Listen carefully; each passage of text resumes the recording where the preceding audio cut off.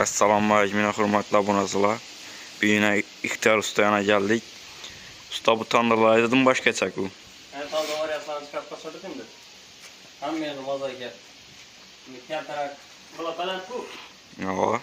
Kıyar tarak hafif güzel olsa buna kıynalar yapmaka. Buna indi pastat kesen bu. Doğru üstüne çık yapı var yani. Kaç kere oturturadı bu. Tört ayakkabı, tört muşundan çıkıp oldu. Her köşme tandır, kıldır ekli. Ne kıldır ekli tandırlar. Hem kızıp gitmedi bu pol nikel üç yapıştırılgan. Üç katar samanlar vurup kısayım baylanıp kıyım azayken atı yapıştırılgan. Biçen pişip teyar dursun o. Gazda oradan da içti veredi. 2 küte paya falan karadı bu. Set taraf küteden 2 küte burada paya falan karadı. Şey küte 3 küte. Kapak var. Elmasında kapak var. Kempelekinde şüveceler falan varadı. Arkadan ne yapı ne çoğu kalsa işte setken üstüne balık koyup mu, tavuk koyup mu demlak kağıdı içine koyup kapatını masaya.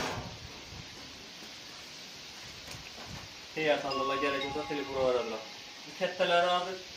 3 milyondan çıktım hem yerim azayken. Yine bunu 2 milyondan. 72 tane lazım hem 2 milyondan. 10 çörek nan sıkadı. 100 sonsa sıkadım ona. 2 metre yapaladı bir kızdırganda 20 çörek çıkart kararsan bir kızdırganda. Burada çırak varyantları bu.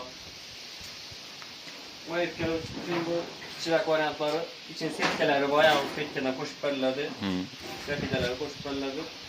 1 milyon 300 milyondan bunu. Bu çıkarıklar. Hem mesela gıldıraki bu. Fark şunu verirdiler hem mesela yürüydü falan, köşme kandır bunu. Şimdi burada ket taraklara bu. 1 milyon 600 milyon. Nana. Somsağın köprak sıkadı buna. Buna 50 somsa sıksa bu çıkarıklar. Buna 70-80'e sıkadı da. 70-80. Hem kızıp gitmeydi bu. Boçkelik kitle kızışı mümkün. Mesela bir de külal bilen boçken arasında azrak rast olur sana. İkinin ondaki azrak alabiliyor rast olur. 200 santim rast olur alabiliyor. Buradaki keruşlu kalınlıkında alabiliyor. Keruş aladı buradaki. 6-7 santimetre. Kızıp gitmeydi. Son sayıdan nara külal doğru. Usta bu pH'lisin okşaydı hein. Yok pH'lisi nasıl? Nice veykeliyisi. Zayna bir doğruyuz. pH'lisinin nakışı basın zamanında nice veykel. Gıldıraklar hep sıra doğru gıldırak yemez. Omuzları bağ. Neçe kilo adlan kütere dıldır ekli. Her birine 150 kilo garanti var kurtun o. Yine tormozlu. Omuzunu garantiyeli gıldıraklar.